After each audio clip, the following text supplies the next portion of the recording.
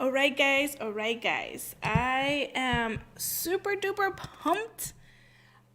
I yesterday was pretty intense school for me. I've started midwifery school and it's pretty awesome, but in the same time, it's been very intense in the sense of emotions and topics. And before I jump into school, that's going to start in a few minutes, I really wanted to come and talk to you about this. It even inspired me to create a new t-shirt design for myself. And so, just because you don't see it doesn't mean it's not happening. And this is where, I don't know.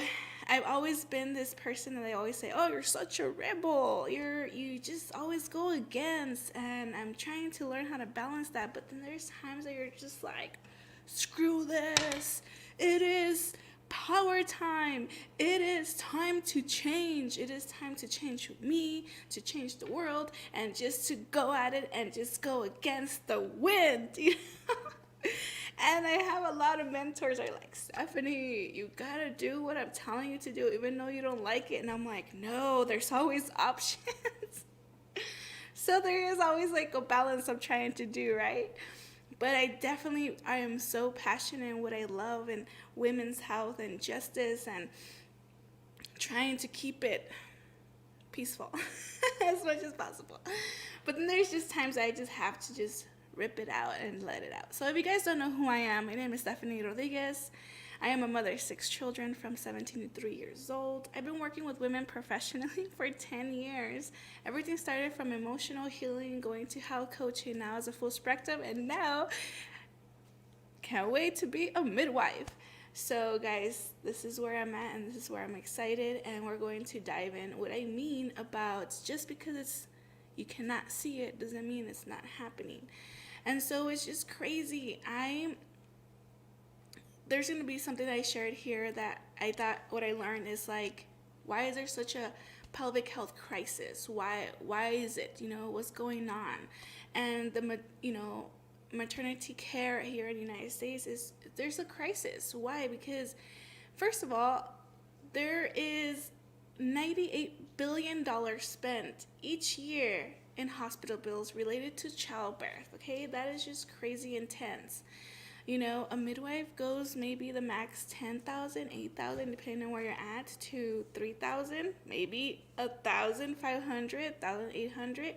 It just really depends where you're at. And that is just a crazy versus, just a hospital could go up to 10,000 to 15,000 just for childbirth, right, per person.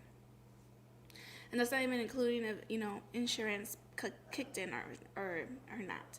And half of all of those have been shown that over 10 million women do not even have access to OBGYNs. Okay, so that is just 10 million women who don't have access to care in the United States. Isn't that crazy? I was just like, what?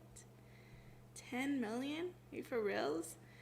Right? And 33% of the births are C-section births or, cesarean births, or how you feel comfortable in, identifying that type of birthing. Some people like C-section, some people like cesarean birth, some people, and 1 of 10 babies are born too early, right? So, and that, also increases the chances of, infants' death. So that is just crazy. I just thought that was, and I keep learning this, and every time I keep learning, it's always a shocker for me. I don't know why, okay? And so it's so crazy. So, I'm also being involved in ICANN, and we have meetings, and I'm involved in a collective, and we have meetings, and we're always talking about this. And so there's even a calculator risk to predict how likely are you, if you already had a C-section, how likely are you to have vaginal birth. And again, I could share all this information, and there is like a huge book, well, let me just continue talking about the calculator, right? And I think it's crazy about the calculator because um, in this calculator it asks like, okay, what is your age? What is your height? Have you have a vaginal birth? Previous to this C-section. And so I put my numbers. I'm 32. I'm 62 inches. I'm probably like 170. I'm not sure.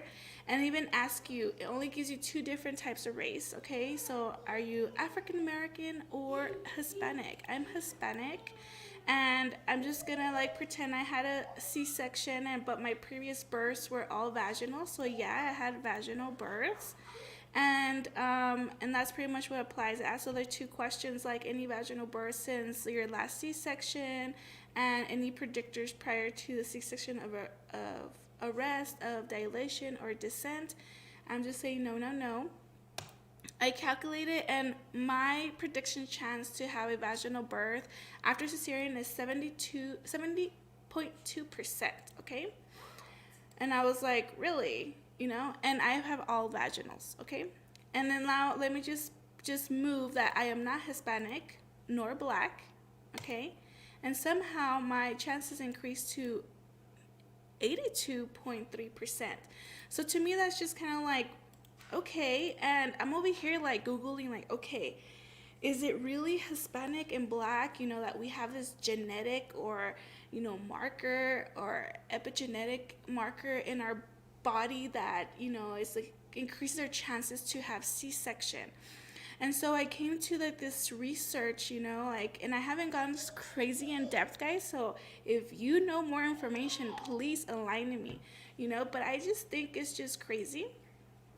And so there's this testing of like the trend in Hispanic and non-Hispanic white C-section delivery rates on the U.S.-Mexican border, right, from 2000 to 2015. And I'm just gonna go into the results, and it's just saying, okay, we're doing this, it keeps increasing the chances. Sorry, I have my kids here, so hopefully, guys, hey, Narayan, Satya, I'm doing a live.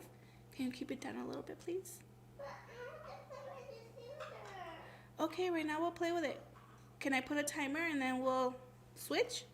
Okay, thank you. All right, so it keeps on saying it increases the risk, like the Hispanics keep increasing every year of C-section outcome. So there was like in 2015, 38.3% overall of the rates, right? And in here it says that 94.6 of the people who had C-section that are Hispanic were low risk without or any previous C-section. I was like, what? Okay, and I haven't even gone into the study of blacks, right? But I'm just saying, like, okay, that's crazy. Like, they use this chart. My chances if I'm Hispanic or black lowers like 10%. And here it goes. Like, now it's saying here's a study that 96% of these women who are Hispanic were low risk. Okay, and everything I'm learning of why we have C-sections because something that should be emergency, like 911, not because we could go on and on into like why it happens, what's going on. Let's talk about Narayan, Satya, guys, go to the other room and play, please. Because I'm doing a live and you guys are loud. Can Carmen take care of us? Carmen's taking a shower. Can Mama take care of us? No, just go right there, Mama.